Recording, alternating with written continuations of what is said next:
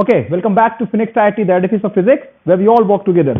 तो आप लोग जानते हैं कि मैं एक सुपर 6 नाम से सीरीज स्टार्ट किया मैंने टेलीग्राम के ग्रुप पे। जो बच्चे जुड़े हैं मेरे साथ, मैंने उनको भेज दिया questions and I hope you all have tried the questions and you have given your best in all the questions. हो गए, बहुत अच्छी बात है। नहीं हुआ तो सोल्यूशन यहाँ पे है, तो आप लोग ट्राई जरूर कीजिएगा। हो सकता है कि कुछ क्वेश्चंस आपसे तुरंत हो जाए, विद इन मिनट्स हो जाए। कुछ क्वेश्चंस हो सकता है कि आपको एनालिटिकल लगे, सोचना पड़े, और कुछ क्वेश्चंस हो सकता है कैलकुलेशन एक्सटेंसिव भी हो, एनालिटिकल भी हो, डिफिकल्ट क्वेश्चंस हो, तो हो सकता है कि आपको जो है वो ना हो आपसे, या आपको ज्यादा टाइम लगे। तो अच्छे से ट्राई कीजिए, हो जाए बहुत अच्छी बात है। नहीं होता है, एक बार आप सोल्यूशन को देख लीजिए, उसका मैं सोल्यूशन प्रोवाइड करने वाला हूं आपको। और ठीक है, चलो, अगर हो भी जाता है तब भी देखना, बिकॉज हो सकता है कि you might would have thought a better way than me, but knowing two solutions for a given problem always gives you a question while solving the while tackling the problem in the exam of JEE Advanced sort. Okay, so now let's move ahead. तो पहला question देखो क्या था। पहला question था, two blocks of masses 3 kg and 6 kg are connected by an ideal relaxed spring and are placed on a frictionless horizontal surface. The 3 kg block is imparted a speed of 2 meter per second towards left and k की value 2 Newton पर metre दी हुई है। देखो बेटा, समझे बात को, क्या कह रहा है। इसका मास कितना रे, 3 kg, इसका मास 2 kg, सॉरी 6 kg, और इसको रफ्तार कितनी दे दी है, 2 मीटर पर सेकंड की लेफ्ट की तरफ। जाहिर सी बात है, ऑप्शन कॉलम मैच करना है, कुछ कुछ दिया हुआ है, और आपको टाइम के रिस्पेक्ट में बातें कर रहा है। तो सबसे पहली बात एक चीज समझ में आती है, बाहर से कोई फोर्स नहीं, और इसको एक रफ्तार दे दी गई, सिर्फ इंटरनल फोर्स है स्प्रिंग वाला। इसका मतलब क्या, किसकी रफ्तार फिक्स रहेगी, किसकी रफ्तार फिक्स रहेगी, किसकी रफ्तार का बदलना पॉसिबल नहीं है, सेंटर ऑफ मास का।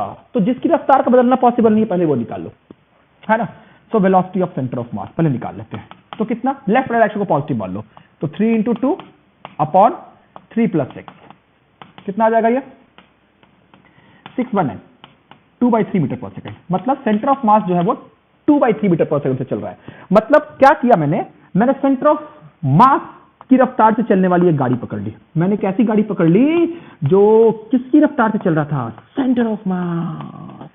कितनी रफ्तार से, 2/3 मीटर पर सेकंड से। सोच, इसके लिए ऐसा समझो कि मैंने सेंटर ऑफ मास में खुट्टा गाड़ दिया, सेंटर ऑफ मास पे बैठ के सेंटर ऑफ मास को रोक दिया, मैंने रोक दिया। अच्छा, सेंटर ऑफ मास ये 2 मीटर पर सेकंड से चल रहा था, किसके लिए, ग्राउंड के लिए। तो सेंटर ऑफ मास के लिए कितने से चलेगा, इधर की तरफ 4/3 मीटर पर सेकंड से, है ना, 4/3 मीटर पर सेकंड से। सेंटर ऑफ मास के फ्रेम में सवाल करना बहुत आसान होता है, इसलिए, और ये 2/3 मीटर पर सेकंड। तो बात को समझो, सेंटर ऑफ मास के फ्रेम में हमेशा सोचे, spring block system, double mass system जब भी आए तो सेंटर ऑफ मास के फ्रेम में हमेशा सोचे। अब सोचो, सवाल को अगर आप देखोगे तो इससे कुछ ना कुछ टाइम के बारे में बात कह रहा है। तो हमें पता है कि ग्राउंड के लिए तो सेंटर ऑफ मास भी चल रहा है और ये भी आगे चल रहा है, कुछ कुछ ऐसे चीजें आगे भाग रही हैं, but centre of mass rest पे हो तो ये एक स्प्रिंग का पार्ट है और ये एक स्प्रिंग का पार्ट है, तो ये एक एसएचएम कर रहा होता है और ये भी एक एसएचएम कर रहा होता है। पहली बात देखते हैं कि ये मेरा 4/3 और 2/3 सही आया है कि नहीं आया, पहले कंफर्म कर लेते हैं। तो जाहिर सी बात है, सेंटर ऑफ मास के रिस्पेक्ट में सेंटर ऑफ मास की वेलोसिटी कितनी होनी चाहिए, सोचो एक second, 0। Yes, centre of mass के सेंटर ऑफ मास की रफ्तार 0 होनी चाहिए। देखो आता है कि नहीं आता है, लेफ्ट डायरेक्शन पॉजिटिव, सो 4/3 × 3 प्लस -2/3 × 6, देखो 0 आ रहा है। तो सेंटर ऑफ मास के रिस्पेक्ट में सेंटर ऑफ मास की रफ्तार 0 है। सोच बेटा ढंग से कि ये चल रहा है 4/3 से सेंटर ऑफ मास के लिए, ये चल रहा है 2/3 से, किसके लिए, सेंटर ऑफ मास के लिए। ग्राउंड के रिस्पेक्ट में सिनेरियो कुछ और था, बट सेंटर ऑफ मास के लिए वो 4/3 से जा रहा है लेफ्ट की तरफ और ये 2/3 से जा रहा है राइट की तरफ। क्या सेंटर ऑफ मास के लिए दोनों एक साथ रेस्ट पे आएंगे? सेंटर ऑफ मास के लिए बोल रहा हूं, ढंग से सुनना, सेंटर ऑफ मास के लिए बोल रहा हूं, ढंग से एकदम सुनो।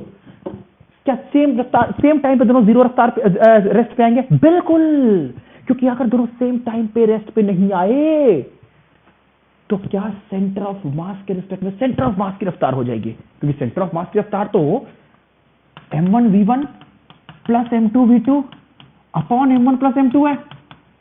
अगर ये 0 हो गया और ये 0 नहीं हुआ तो velocity of centre of mass with respect to centre of mass is not going to be 0, it's going to be a non zero entity which is not possible. So they are going to stop at the same time. तो अगर ये SHM कर रहा है और ये SHM कर रहा है और दोनों एक साथ रुक रहे हैं, फिर वापस जाके एक साथ रुकेंगे, तो क्या दोनों का टाइम पीरियड सेम होगा? Yes yes yes. और वो कॉमन टाइम पीरियड फॉर्म निकालने का एक बहुत ही खूबसूरत फॉर्मूला आपने पढ़ा होगा, और वो फॉर्मूला क्या है?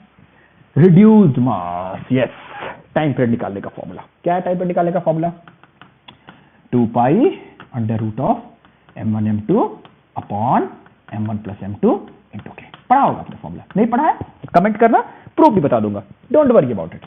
2 pi under root of m1 m2 3 into 6 18 m1 plus m2 9 into k, k is 2, so it gets cancelled out, so this is 2 pi second. ये डाउट आप ही सभी बच्चों के हैं, ये अंकित का डाउट था। देखो अंकित, अगर आपको समझ में आ रहा है तो ऑलराइट। सो अब 2 पाई सेकेंड मतलब यहां से यहां जाने में, वापस यहां से यहां आने में, फिर यहां से यहां आने में 2 पाई, इसको यहां से यहां एम्पलीट्यूड पे जाने में, फिर वापस आने में यहां 2 by 3 second, sorry 2 pi second.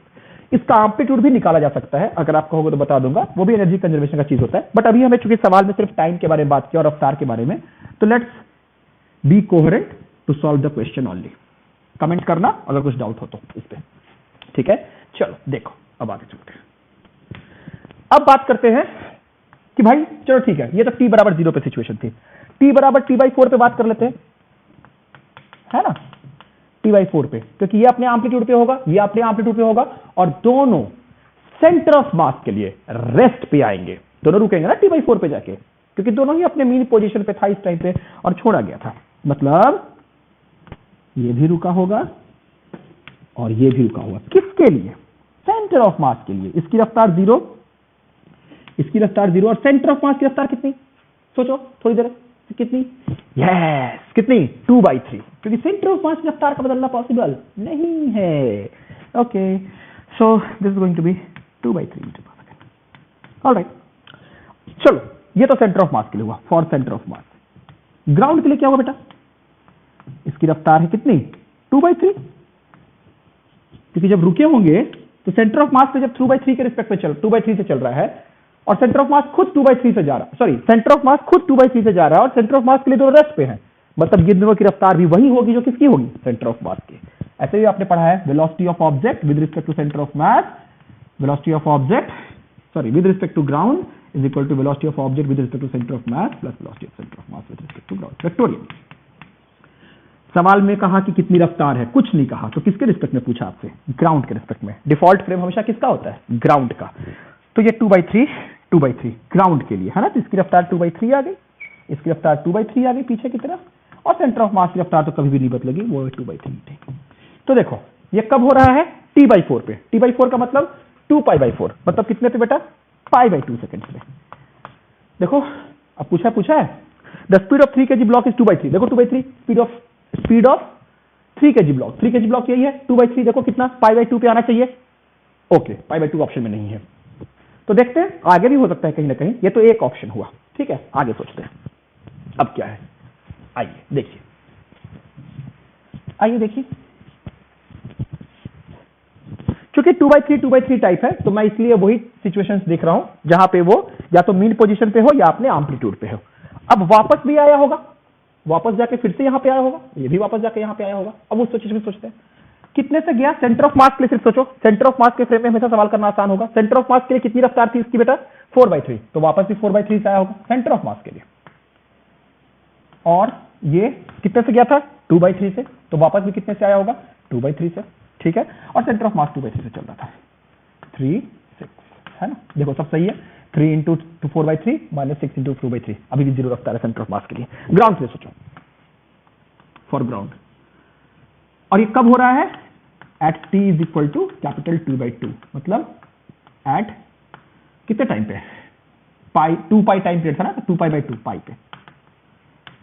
4/3 ground के लिए, तो velocity of object with respect to ground is equal to, sorry centre of mass के लिए, velocity of object with respect to centre of mass plus velocity of centre of mass with respect to ground, कितना? 4/3 minus 4/3, क्योंकि हमने left direction को positive माना है, plus 2/3, कितना आए? माइनस 2/3 है ना, माइनस 2/3 देखो, प्लस 4/3 इधर, सॉरी माइनस 4/3 मतलब राइट की तरफ, और प्लस 2/3 रफ्तार आई माइनस 2/3, मतलब ये वाला ऑब्जेक्ट ग्राउंड के लिए 2/3 से इधर जा रहा होगा, और ये वाला ऑब्जेक्ट देखो बेटा कितना है? 2/3 प्लस 2/3 है ना, दोनों लेफ्ट की तरफ जा रहे हैं, तो 4/3 मतलब 4/3 से इधर की तरफ जा रहा होगा ग्राउंड के लिए। 6 और 3 देखते हैं सही है कि नहीं है। और सेंटर ऑफ मास कितना चल रहा चाहिए, 2/3, मतलब सेंटर ऑफ मास के साथ 2/3 आने चाहिए। इन दोनों को रखें, देखो आता है कि नहीं आता है, देखो आता है कि नहीं आता है। 3 into minus 2/3 plus 6 into 4/3 by 9 है ना, m1v1 plus m2v2 upon m1 plus m2। Ground से ही निकाल रहा हूं ये वाला सिर्फ प्रूफ करने के लिए। तो 24/3 माइनस 6/3 है ना, तो 18/3 प्लस में इंटू 9। क्या 2/3 आया क्या, हाँ तो आएगा ही, जाएगा कहाँ, मतलब जो किया वो बिल्कुल सही है। इस टाइम पे इसकी रफ्तार है 2/3 और इसकी रफ्तार है 4/3। देखो कुछ ऑप्शन मिलता है क्या, the speed of 3 kg block is 2/3 metre per second, बिल्कुल सही है। 2/3 मीटर पर सेकंड कब होना है, देखो पाई पे, और 4/3 कब होना है, पाई पे, तो मतलब कि पी और क्यू का ऑप्शन 1 है, ठीक है। अब कह रहा है कि the speed of block is 3 kg block is 4/3 metre per second. अब देखो बेटा 3 kg ब्लॉक की रफ्तार शुरू में तो 2 थी, है ना, बात को समझेंगे, और सेंटर ऑफ मास की रफ्तार है 4/3। सेंटर ऑफ मास के लिए कुछ ना कहे तो ग्राउंड फ्रेम में देखते हैं। अब कह रहा है कि इसकी रफ्तार जो है वो 4/3 मीटर पर सेकंड। अब देखो ऑप्शन में π/3 और π/4 ही बचता है, मतलब कि टाइम पीरियड, मतलब टी से लेके टाइम पीरियड टी से लेके मतलब 0 से लेके π/2 के बीच में ही ऑप्शन है, या फिर सीधा पाई है, तो पाई पे तो नहीं है ऐसा, ठीक है। तो चेक करते हैं कि पाई से लेके π/2 के बीच में क्या हुआ है। पहले इसको मिटा रहा हूं, ये समझना ही बात, देखो क्या है समझना,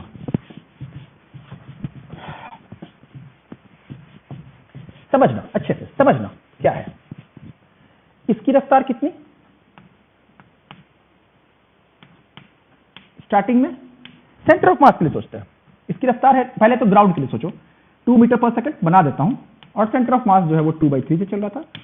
फिर finally ground centre of mass के लिए फाइनली नहीं, स्टार्टिंग में ही ये 2/3 से इधर जा रहा है और ये 4/3 से इधर जा रहा है ना, 4/3 से इधर जा रहा है, और बोल रहा है कि इसकी रफ्तार 4/3 कब हुई होगी।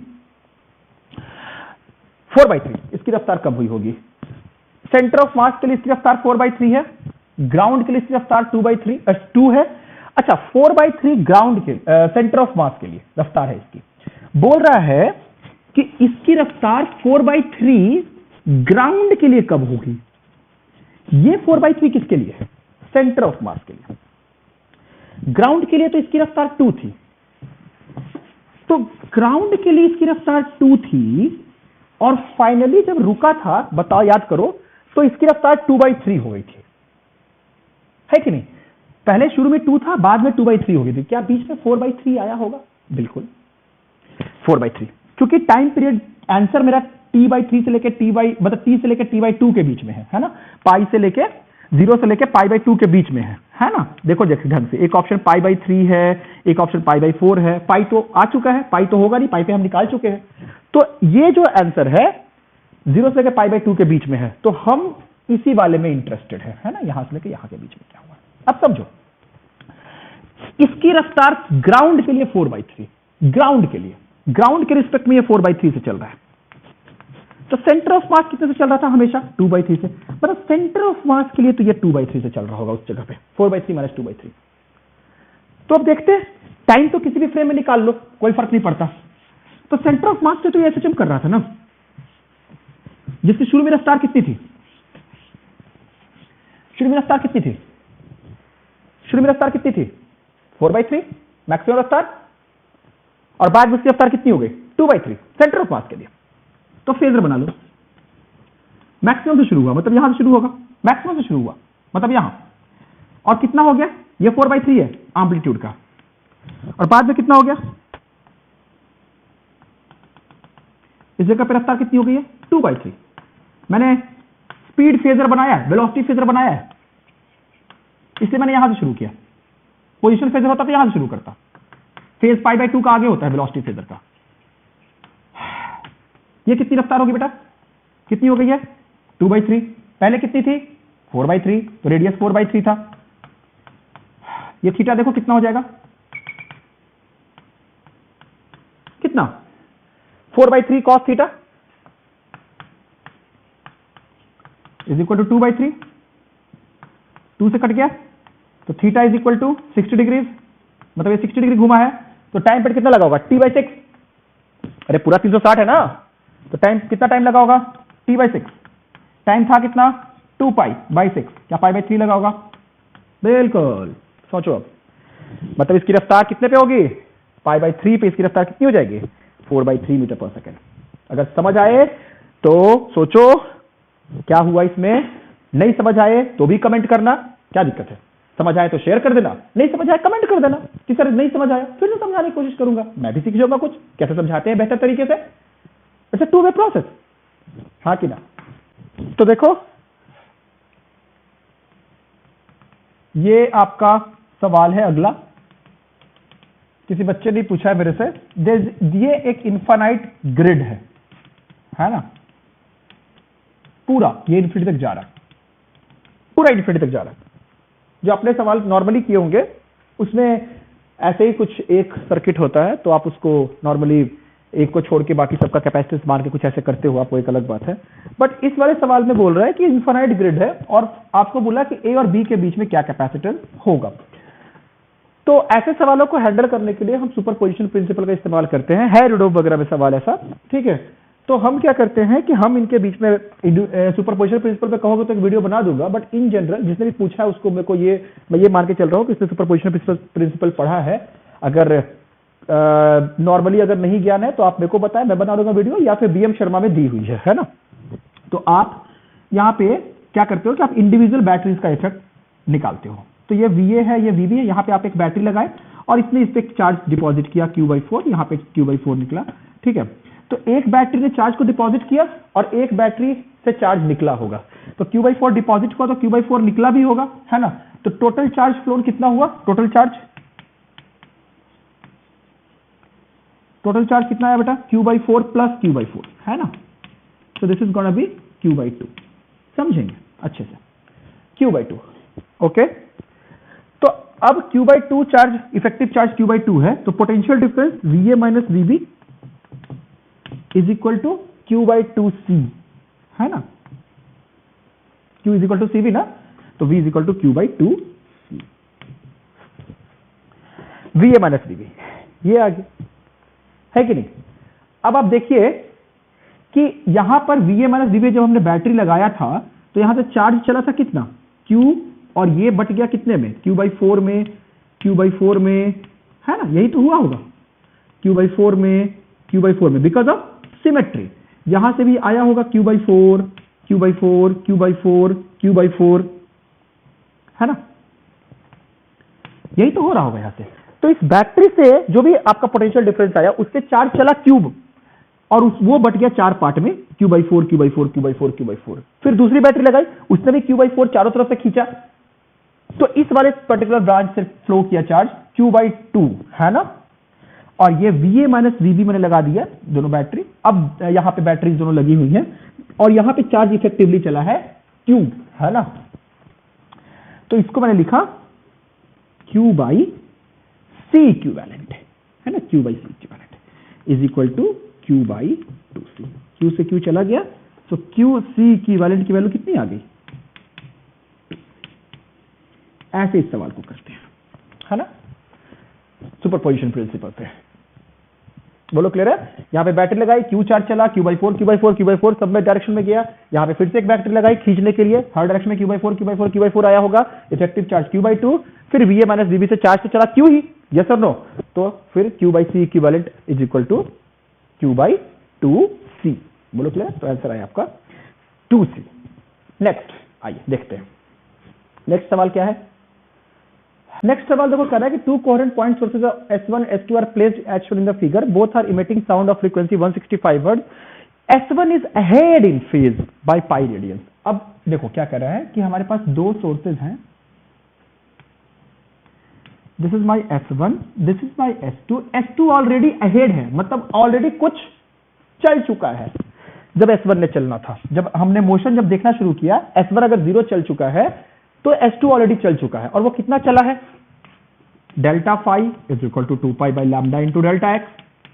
कितना चला है, यही वो डेल्टा एक्स आगे है, क्योंकि ये 0 चला है तो ये जो भी अंतर होगा वही चला होगा, now delta phi is equal to 2 pi by lambda into delta x. Now what is lambda? देखो शायद 165 स्पीड है, तो 330 स्पीड है, फ्रीक्वेंसी 165 इंटू लैम्डा, तो लैम्डा इज इक्वल टू 2। तो कितना चल चुका है बेटा? लैम्डा 2 है, देखो ढंग से। So delta phi is equal to 2 pi by 2 into delta x. Now phi is equal to pi दे रखा है, पाई से पाई चला गया, तो delta X is equal to 1 metre. ये ऑलरेडी 1 मीटर चल चुका है। अब समझेंगे बात को, ये ऑलरेडी 1 मीटर अब चल चुका है। ये यहां पे ये अब यहां से यहां पहुंचने में ये 8 मीटर है, ये 6 मीटर है, ये तो 8 मीटर चला होगा, बट ये ऑलरेडी 1 चल चुका था, तो पार्ट डिफरेंस कितने का आएगा? यहां पे 7 मीटर का, और यहां पे ये 6 चला, ये कितना चला? 10। तो हम क्या कर रहे हैं? S1P माइनस S2P है ना, S1 मान लो ये पॉइंट P था, तो S1 में से निकाल रहे हैं S1P माइनस S2P। तो यहां पर भी करेंगे S1P माइनस S2P, तो 6 माइनस 10, 10 प्लस 1 11, मतलब 6 माइनस 11 माइनस 5 मीटर। बेटा लैम्डा 2 मीटर के बराबर है, तो यहां पे पार्ट डिफरेंस लैम्डा के टर्म्स में लिख लो, क्योंकि एन लैम्डा के टर्म्स में मैक्सिमा मिनिमा आएगा। तो यहां पे 7/2 लैम्डा हो गया, और यहां पे -5/2 लैम्डा हो गया। अब सवाल आपका सॉल्व हो जाएगा। ये पार्ट डिफरेंस है ना।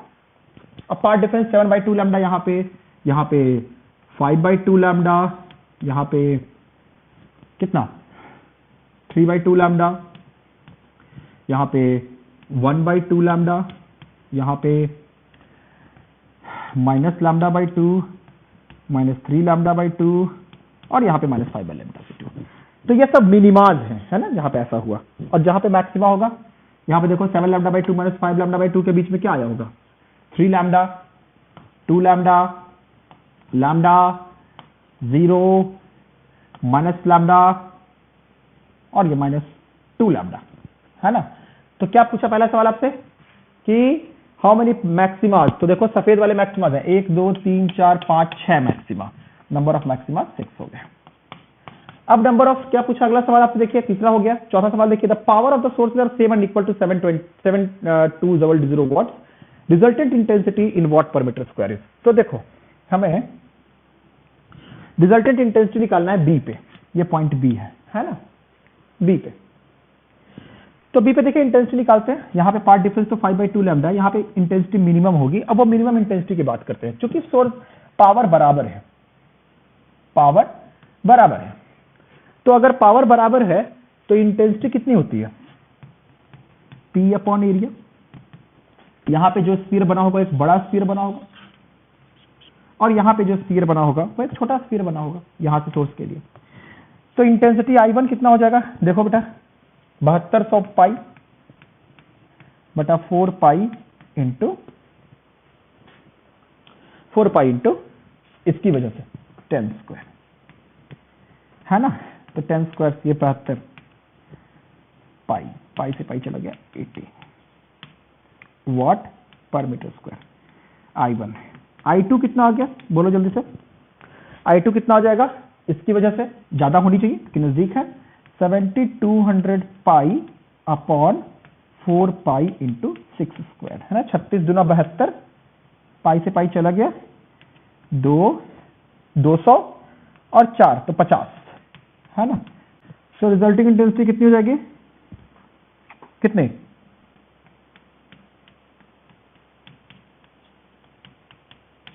√I1 माइनस √I2 का होल स्क्वायर, यही होता है ना। तो what is √I1? √18 minus √50 whole square.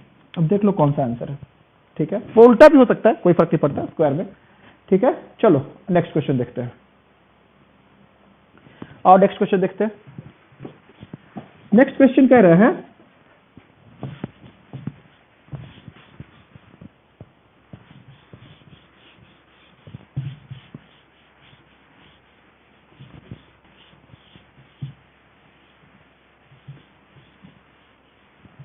Next question कह रहा है कि uniform magnetic field B is equal to B0 K cap ऊपर की तरफ exist over a certain region of space as shown in the figure. A metal rod PQ of length L is fixed at P and PQ makes an angle constant angle of theta with K as it rotates along about K with constant angular velocity omega. कह रहा है देखो बेटा, ऐसे uniform magnetic field दिया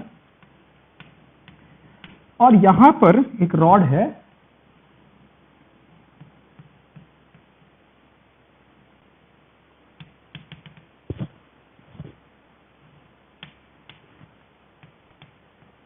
जो कि तुम्हारा कुछ ऐसे घूम रहा था।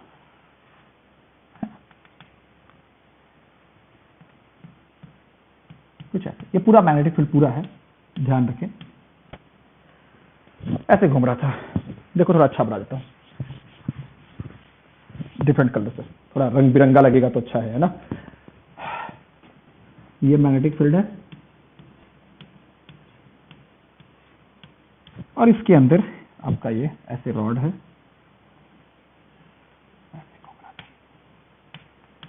अब बोला देखो रॉड घूम रहा है इस तरीके से ऐसे, ये थीटा पे। अब क्या बोला पहला सवाल, the velocity of point Q, कोई भी पॉइंट, ये P है ये Q है, वेलोसिटी ऑफ पॉइंट Q, बोलो पॉइंट Q की रफ्तार कितनी होगी? वेलोसिटी क्या होता है? ओमेगा क्रॉस आर, है ना। इस पॉइंट के अबाउट घूम रहा है, ओमेगा तो ऊपर की तरफ है ना, ओमेगा ऊपर की तरफ है। और देखो omega cross R, so R is this way, ये आर है आपका ओमेगा, है ना, this is omega and this is R. तो omega cross R, mod of omega mod of R sine theta. What is R sine theta बेटा? ये है ना, जो कि आपका लेंथ ऑफ क्या है, आपका लेंथ ऑफ रॉड जो है वो L दिया है, तो ये तो खैर डायरेक्ट ही आ गया।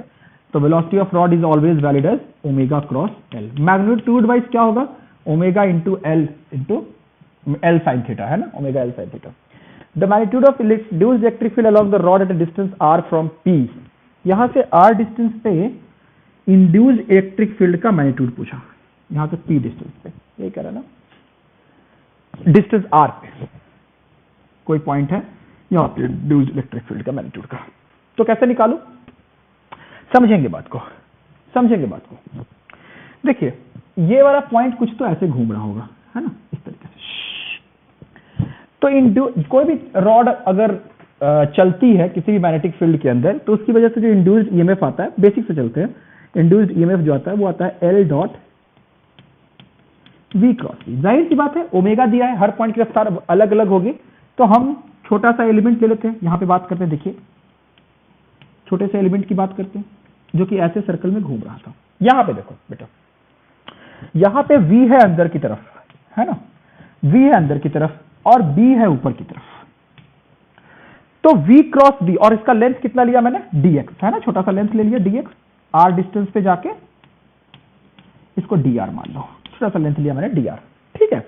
अब देखो तो छोटा सा लेंथ लिया dr डॉट dr इधर की तरफ, है ना, कोई दिक्कत वाली बात नहीं है।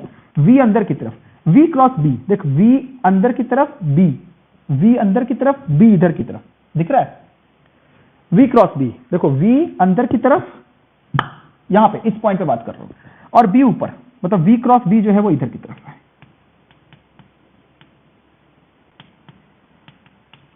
इस पॉइंट पे, हर पॉइंट तक सोच सकते थे, इस पॉइंट पे थोड़ा सा आसान है इसलिए सोच रहा हूं। सो V क्रॉस B, और V और B के बीच में एंगल कितना है?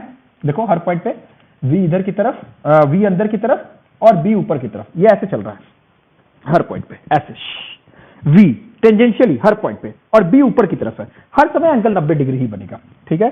सो दिस इज VB। अच्छा, VB इधर की तरफ आया बन गया, इस पॉइंट पे इधर की तरफ। अगर आप बहुत ढंग से देखोगे तो VB हर पॉइंट पे किधर बन के आ रहा है? VB हर पॉइंट पे सर्कल के बाहर की तरफ, मतलब सर्कल से बाहर की तरफ ऐसे जा रहा है हर पॉइंट पे, और R वेक्टर ऐसे है, देखो ढंग से, L मतलब L वेक्टर ऐसे है। तो अगर ये थीटा बेटा, तो ये वाला एंगल कितना हो जाएगा? 90 माइनस थीटा। तो ये कितना हो जाएगा? dr VB साइन थीटा, ये होगा EMF। अब इलेक्ट्रिक फील्ड के लिए क्या करूं? क्या dV by dr, minus sine magnitude पूछा है तो dV by dr। So this is what, this is what, this is what, VB induced electric field लिख रहा हूं, induced electric field, this is VB sine theta है option में, देखो VB sine theta. अच्छा, इसने ओमेगा के टर्म्स में दिया। अब ओमेगा को क्या लिख सकते हैं, देखो यहां से ओमेगा के टर्म्स में V क्या है, ओमेगा इंटू आर। देखो अब R क्या है, मैंने पहले बोल रखा था R साइन थीटा है ना, ये वाला। तो omega into r sine theta into B sine theta. तो आंसर कितना है बेटा बनके, omega r B sine square theta. This is my induced electric field. Induced electric field निकालने के लिए मैंने क्या किया, माई dV by dr वाला फॉर्मूला यूज कर दिया है ना, क्योंकि इंड्यूस्ड मेरे पास ईएमएफ पता था, ईएमएफ को मैं dr मतलब डिफरेंशियल ले लूं तो मेरे पास वो आ जाएगा। ठीक है, ओमेगा आर बी की जगह बी नॉट है। The magnitude of EMF induced between P and Q। अब यहां से लेके यहां तक इंड्यूस्ड ईएमएफ का मैग्नीट्यूड पूछा, तो देखो induced EMF dr VB sin theta है, सब कांस्टेंट है ना। इंड्यूस्ड ईएमएफ देखो ढंग से VB sin थीटा, और यही आपका इंड्यूस्ड आया। देखो कर ही देता हूं आपको, हालांकि समझ में आ रहा होगा। अब यहां के बाद चाइल्ड्स प्ले है, पोटेंशियल डिफरेंस छोटा सा dV क्या लिखा जाएगा, dr VB sin थीटा, और V की जगह पे क्या लिख लो, dr ओमेगा r है ना sin थीटा।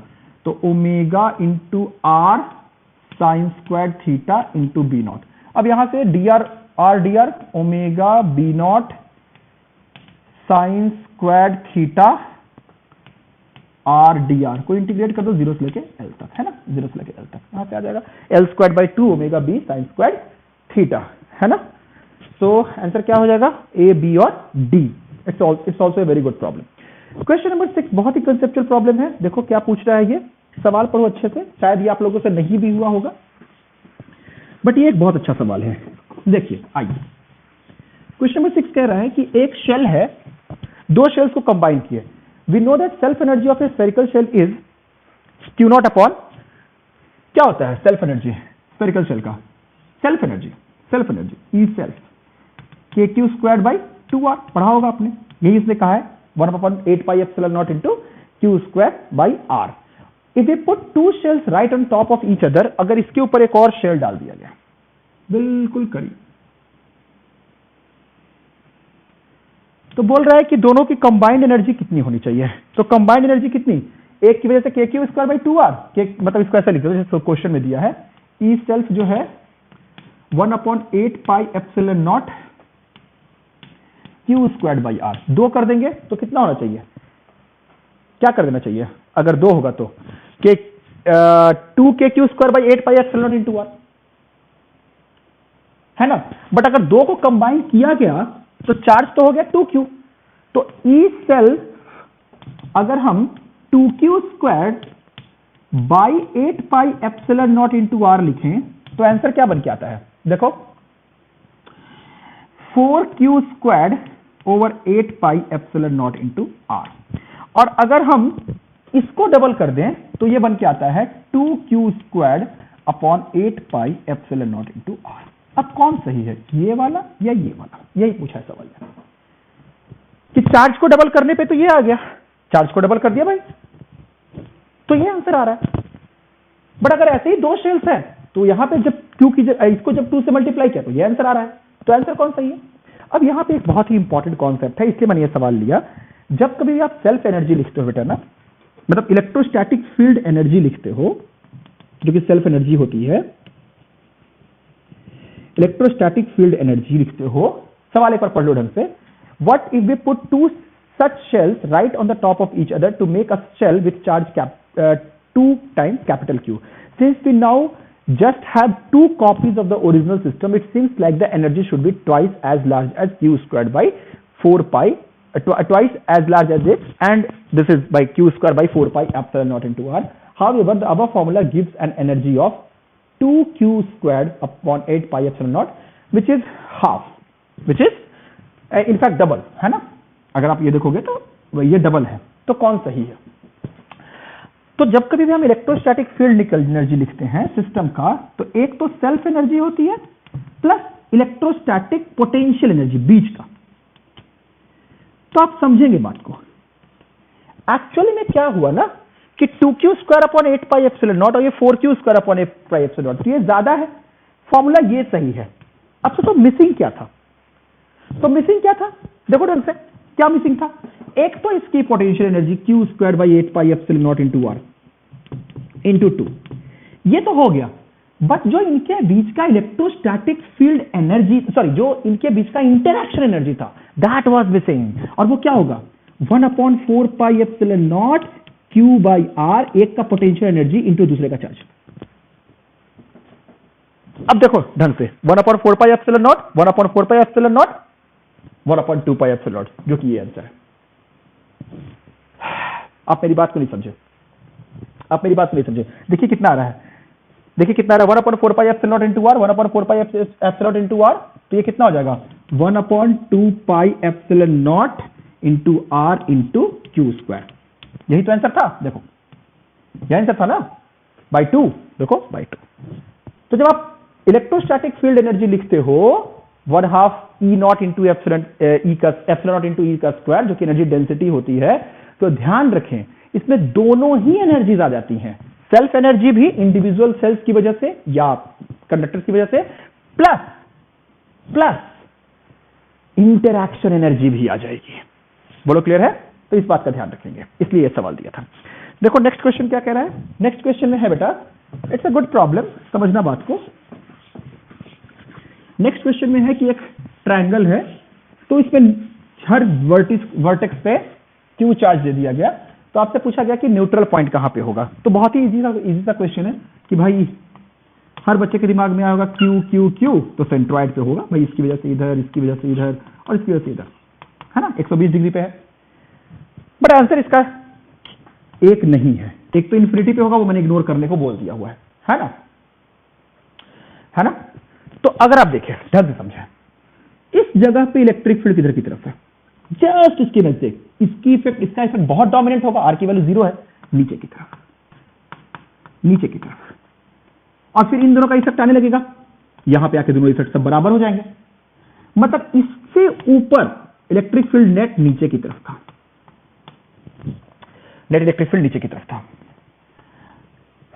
अब देखो जस्ट इसके नीचे देखोगे, जस्ट इसके नीचे, क्योंकि यहां पर तो 0 बराबर हो गया, तो इन दोनों का इफेक्ट डोमिनेटिंग होगा। देखो इसकी वजह से फील्ड आया इधर की तरफ, इसकी वजह से फील्ड आया इधर की तरफ, और इसकी वजह से फील्ड नीचे की तरफ। क्योंकि इन दोनों का इफेक्ट कंबाइंड बड़ा था, तो ये ज्यादा इधर की तरफ हो गया। बट यहां पे अगर चलोगे तो इन दोनों का इफेक्ट 0, इसका इफेक्ट रहेगा, क्योंकि ये दोनों तो बराबर थे ना, तो सेंटर पे 0, बट इसका इफेक्ट नीचे। ध्यान से सोचो, इससे जस्ट नीचे इलेक्ट्रिक फील्ड ऊपर थी, और यहां पर इलेक्ट्रिक फील्ड नीचे, मतलब कहीं ना कहीं बीच में यहां भी 0 हुआ होगा, ऐसा ही एक पॉइंट इधर मिला होगा, ऐसा ही एक पॉइंट इधर मिला होगा। तो आंसर है कितना 4।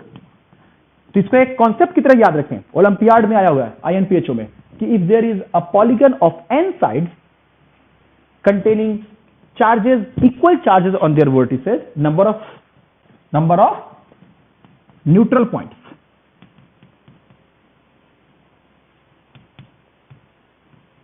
कितना है n+1। इसको कॉन्सेप्ट की तरह याद रखें और सोचना। तो आई होप आपको सब समझ में आया होगा। नहीं समझ में आया कमेंट करो, बेझिझक कमेंट करो। समझ में आया तो लाइक और शेयर कर देना, थोड़ा सपोर्ट मिल जाता है उससे, ठीक है। बाकी आप लोग पढ़ाई करते रहे, आपका एडवांस जो है वो मे भी आपका सितंबर से पहले भी हो सकता है। Let's hope for the best. और पढ़ाई करते रहो आराम से, इन सब चीजों की फिर मत रहो कि कब होगा एग्जाम वगैरह, थोड़ा टाइम मुश्किल है, but studying is the only remedy for all of this. Okay, तो पढ़ते रहे। चलिए, थैंक यू, बाय बाय।